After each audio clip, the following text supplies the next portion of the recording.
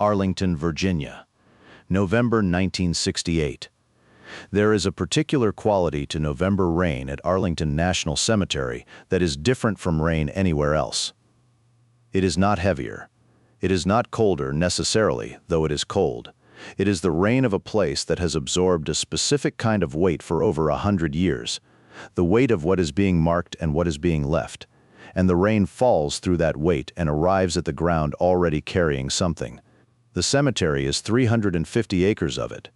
The graves go in every direction. They go up the hills and down the hills and along the flat sections near the river and up toward the Custis Lee Mansion on the high ground that looks out over Washington across the water. They are marked with white stones, uniform, the uniformity being the point, the democracy of it, the insistence that what each stone marks is equal to what every other stone marks regardless of what the name on it was worth in any other accounting. On a Tuesday morning in the second week of November 1968, a burial was taking place in Section 60. Section 60 was not yet what it would become. It would become, in the years after this morning, the section most associated with the Vietnam War, the section where the war arrived in its final form, which is the form of the permanently still. In November of 1968, the war had been producing its final forms for 3 years, and Section 60 was already filling, stone by stone, name by name, with the permanent stillness of young men who had been sent and had not returned. The burial that morning was for a man named James Colton. He was 24 years old. He had been a corporal in the United States Army, 2nd Infantry Division, and he had been in Vietnam for 7 months when the thing happened that produced the burial in Section 60 on a rainy Tuesday morning in November. There were 6 people at the burial: the chaplain, the honor guard, a captain from the Army's Casualty Notification Office who was there as a representative of the service, and 1 civilian. One man in a dark coat standing alone in the rain on the far side of the grave from the honor guard, holding his hat in front of him with both hands, in the specific posture of a man who is present to something and does not know what to do with his hands. His name was Arthur Colton. He was 51 years old. He was James Colton's father. He was the only family member present.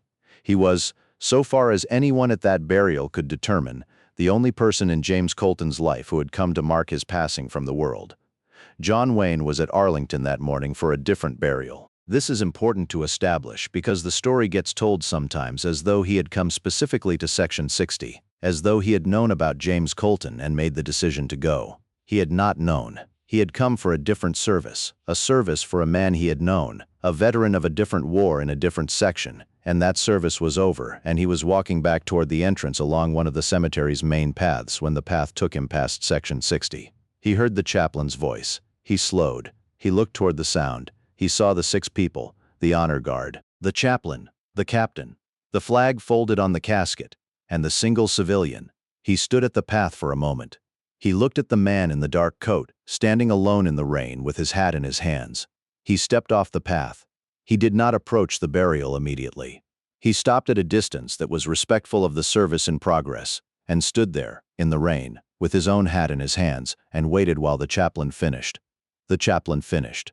The honor guard raised their rifles for the 3-volley salute. The shots went out across the November cemetery and disappeared into the low sky. The bugler played taps. If you have heard taps played at an actual military burial, you know what it does to the air around it. The specific quality of that melody in that context, the way it is simultaneously the most formal and the most naked thing the military does, the one moment in all of the ceremony where the armor comes off entirely, and what is left is just the fact of the loss. The bugler finished. The honor guard folded the flag. The captain carried it to Arthur Colton and presented it with the words the Army uses, the thanks of a grateful nation, and Arthur Colton took it and held it against his chest with both arms, holding his hat now between the flag and his body, and the captain stepped back. Wayne came forward. Arthur Colton heard the footsteps on the wet grass and looked up. He had been looking at the casket. He looked up and saw a large man in a dark coat coming toward him through the rain, and he took a moment to process the face, because the face was not a face he expected to see at his son's burial, and it took a moment for expectation to accommodate reality. He did not say anything. Wayne came to him and stopped. He said, "I'm sorry for your loss." He said it the way he always said the important things directly, without ornament. The way a true thing is said when the saying of it is the whole point, and anything added to it would only dilute it. Arthur Colton said, "Thank you." He said it automatically, the automatic response of a man in grief receiving a condolence he has been receiving for days, the phrase worn smooth from repetition. Then he looked at Wayne again and said, Did you know Jimmy?"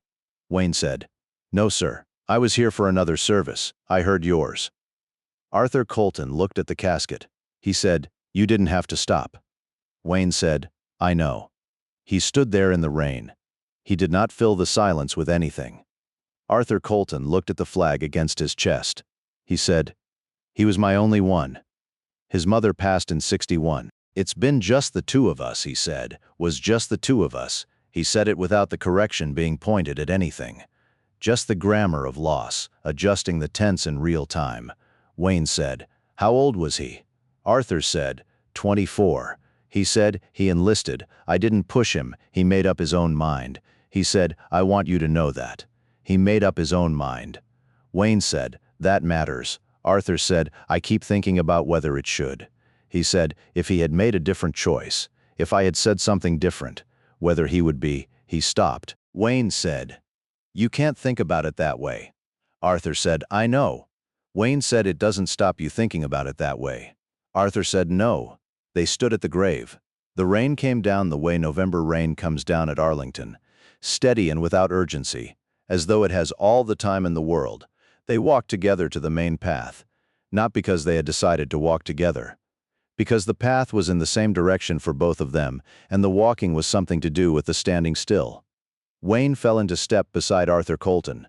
Arthur carried the flag in both arms. They walked without speaking for a few minutes through the stones, the uniform white stones going in every direction on the wet hills, each one a name, each name a person, each person a specific instance of the thing the stones were marking. Arthur said, "He never saw this place." Wayne said, "No." Arthur said, "He grew up in Wheeling, West Virginia. We never came east. I kept meaning to bring him. You know how you mean to do things?" Wayne said, "I know." Arthur said, "I thought we would come when he got back. I thought that was going to be the trip. He comes back, and we come east, and we see Washington, and we come out here." He looked at the stones. He said he would have wanted to see it. Wayne said, "What kind of man was he?" Arthur looked at him. The question landed differently than the condolences. The condolences had been about the loss. The question was about Jimmy. The question was asking for the person rather than the vacancy the person had left. Arthur said, "Funny." He said, "You wouldn't necessarily think that first." He was quiet. He didn't put himself out there, but when he had something funny to say, it was the funniest thing in the room. He had this timing. He said, he got that from his mother. She had the same thing. The timing. He said he was good with his hands. He could fix anything. I never had to call anybody for the house. Anything that broke, Jimmy fixed it. 15 years old and he was doing the electrical. He said he liked baseball. He played in high school. He wasn't going anywhere with it, but he liked it. He said he was a good man. He was still becoming one. You know how they are at 24, still becoming it, but you could see what he was going to be. He stopped. He looked at the flag. He said, "I don't know why I'm telling you this." Wayne said, "Because I asked." Arthur said, "You asked." Wayne said, "Yes." Arthur was quiet. He said, "Nobody has asked me that. In the last 2 weeks since the notification, people have been very kind. People have said I'm sorry, and they've brought food and they've sat with me. Nobody has asked me what he was like." He said, "They ask how I'm doing. They ask if I need anything. Nobody has said tell me about him." Wayne said, "Tell me about him." They sat down on a bench near the path. The rain continued. Neither of them had an umbrella, and neither of them appeared to think about this.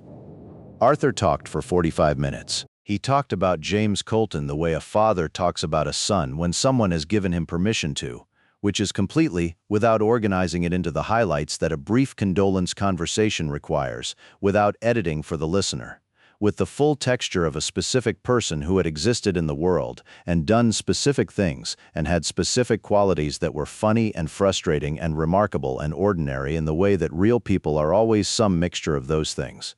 He talked about the electrical at 15, about the baseball, about the way Jimmy had handled his mother's death at 14, quiet and steady, the way he handled most things, and how that steadiness had scared Arthur a little, because he was not sure a 14-year-old should be that steady, that the grief should have been bigger and louder, and he had worried for years that Jimmy was carrying something he had never put down. He talked about the enlistment decision, about the conversation they had had, which had not been a long conversation, which Jimmy had approached with the same quiet directness he approached most things, telling his father, not asking him, and Arthur had understood the distinction and had respected it because Jimmy was 23 and it was his life, and Arthur had not raised him to ask permission for his own life. He talked about the letters. Jimmy had written every 2 weeks reliably. A letter from Vietnam, not long letters. Jimmy was not a long letter writer, but regular. Arthur had them at home. He had read them many times in the past 2 weeks. The way you read the last things that someone left, looking for what they meant, and whether they said what the person would have wanted said. He said, the last letter came after the notification. He said, the mail is slow. He wrote it before. He didn't know it was going to be the last one. He said he was fine. He said the rainy season was starting, and it was not much fun, but he was fine. He said when he got back he wanted to get a truck. He said he had been talking about that truck for years. He never had a vehicle of his own. He always used mine. And he had decided what kind he wanted, and he had it worked out how long it would take him to save for it, and he wrote about it in the letter. He said, and 2 weeks later I got the notification. He was quiet. He said, a truck. He said it again, not as an absurdity, as the specific grief of the almost, the truck that was not going to happen. The ordinary future that had been canceled without ceremony, the way ordinary futures are canceled without regard for what they were going to contain. Wayne said, what kind of truck? Arthur looked at him. Wayne said, what kind of truck did he want? Arthur said, a Ford F-Series. He had the model worked out and everything. He had been reading about them. Wayne looked out at the stones. He said, I drive a Ford F-250. Arthur said, I know. He said, I recognized you. He said, it took me a minute and then I recognized you. He said, Jimmy would have liked this. He would have thought this was something. He said, he liked your pictures. Wayne said, which ones? Arthur said, the westerns mostly. He grew up on them. We used to watch them on the TV on Saturday nights, he and his mother and me. He said, after she was gone, it was just the two of us, but we kept doing it. Saturday nights, westerns on the television. It was our thing, he said. He would have liked this. He said it again, quietly. The way you say something when the saying it is the whole point, because the person it was true about cannot be told. There is a thing that Wayne did next. That is the hardest part of the story to tell without making it sound like something it was not. He did not make a speech. He did not say something quotable about duty or sacrifice, or what Jimmy Colton's death meant in the larger context of anything. He did not do what famous people often do when they are in the presence of grief, which is to bring the famous self to the grief and make the grief about the encounter. He did the thing that was harder than all of those things. He sat on a bench in the rain at Arlington National Cemetery for 45 minutes and listened to a man he had never met talk about his dead son. He asked questions that kept Arthur talking because Arthur needed to talk and had not been given the room to talk since the notification, and the room was what he needed more than anything else that anyone could have offered him. He listened with the complete attention that the saddler had noticed, and the hatmaker had noticed, and the mechanic's daughter had noticed, and all the people across all the stories had noticed. The attention of a man who is not waiting for his turn, but is actually inside what is being said.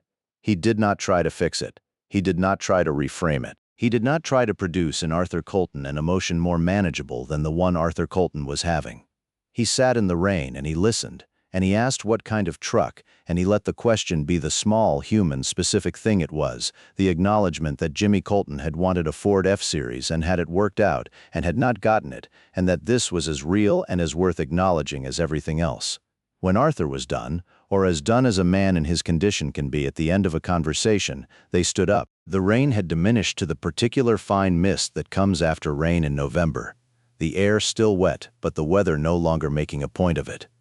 Arthur held the flag. He looked at it.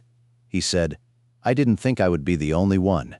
He said it quietly, not accusingly, as a statement of how he had imagined the day would be against how the day had been. He said, Jimmy had friends. I know he had friends. The men he served with. I don't know how to find them. I don't know their names. I got the notification and I came here and I didn't know who to call. He said, I thought maybe someone would know. Someone would reach out. he said. Nobody reached out. Wayne looked at him. He said, "Can I ask you something?"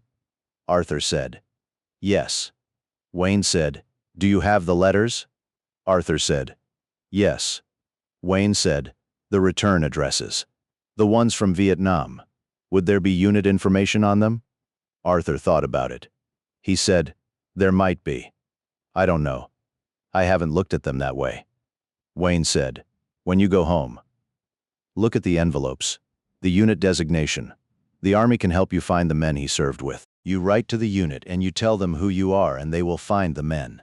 He said, "They will want to know the men he served with. They will want to know that someone came." Arthur looked at the flag. He said, "You think so?" Wayne said, "I know so.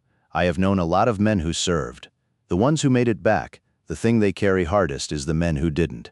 They carry them for the rest of their lives. If they know that someone came to market, that someone stood in the rain in November and held the flag, that matters to them."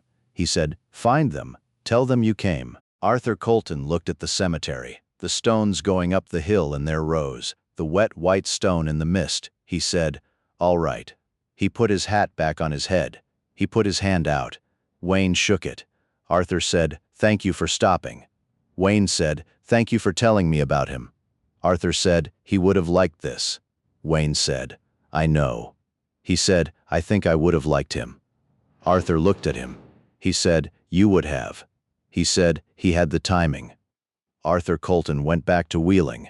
He went through the letters. He found the unit information on the envelopes, the designation in the return address, the specific numerical identity of the unit Jimmy had served with.